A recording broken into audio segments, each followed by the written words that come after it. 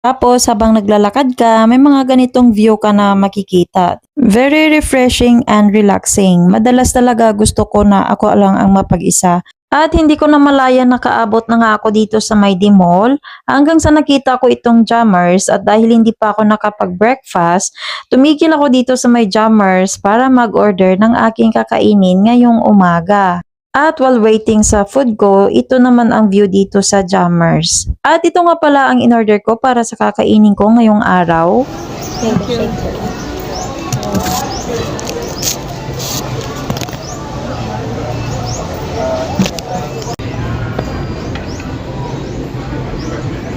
Ito nga ang nakita ko sa breakfast list nila at dahil curious ako, ito ang in-order ko.